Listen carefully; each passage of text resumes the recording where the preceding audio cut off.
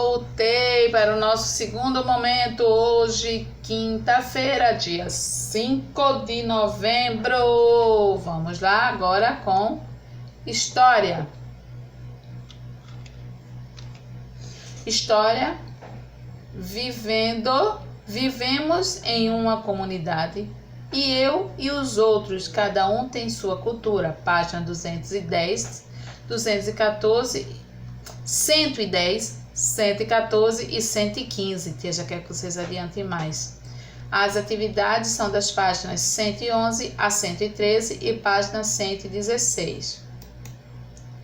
Imagine que você está observando o comportamento de um grupo de leões que vive na savana africana. Você saberia responder se esse grupo trata-se de uma população ou de uma comunidade? A seguir, descreveremos a diferença entre dois tipos de importantes conceitos da ecologia. O que é uma população? Uma população pode ser definida como um grupo de organismos de uma mesma espécie que vivem em uma determinada área em um dado período de tempo. Sendo assim, voltando ao nosso exemplo inicial, um determinado grupo de leões vivendo em uma área de savana africana forma uma população.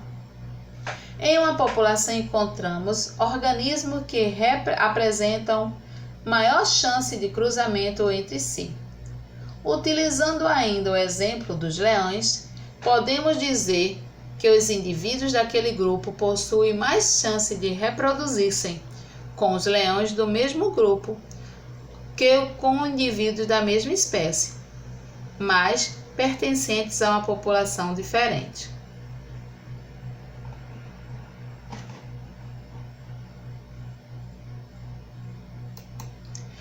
O que são comunidades?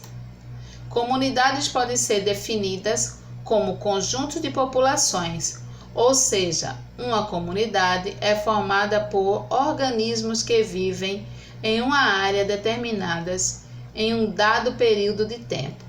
Assim, a comunidade diferencia-se da população por ser constituída por conjuntos de organismos de mais de uma espécie. Então, aqui é a comunidade indígenas.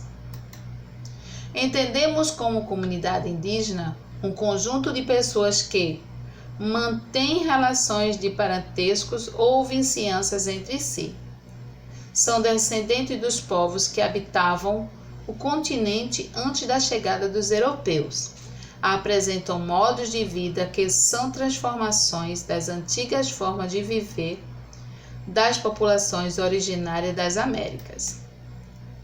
Os índios são todos iguais?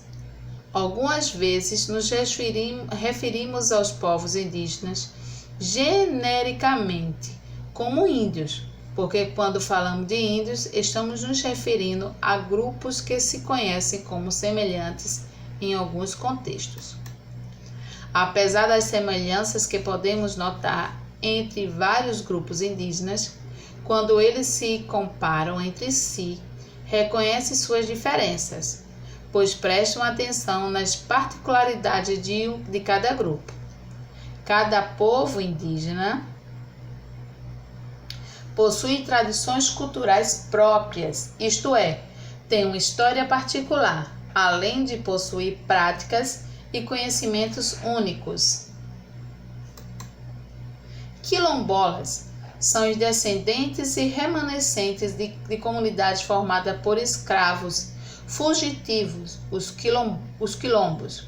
Entre os séculos XVI e o ano de 1888, quando houve a abolição da escravatura, no Brasil, atualmente as comunidades quilombolas estão presentes em todo o território brasileiro e nelas se encontra uma rica cultura baseada na ancestralidade negra, indígena e branca.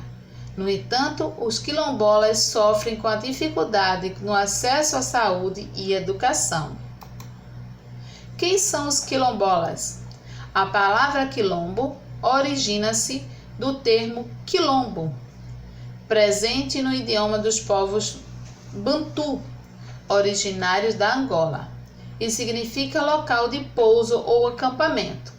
Os povos da África Ocidental eram, antes da chegada dos colonizadores europeus, essencialmente nômades, e os locais de acampamento eram utilizados para repouso em longas viagens. No Brasil colonial, a palavra foi adaptada para designar o local de refúgio dos escravos fugitivos. Quilombola é a pessoa que habita o quilombo. Os povos quilombolas não se agrupam em uma região específica ou vieram de um lugar específico. A origem comum dos remanescentes dos quilombos é a ancestralidade africana de negros escravizados que fugiram da crueldade da escravidão e refugiaram-se nas matas.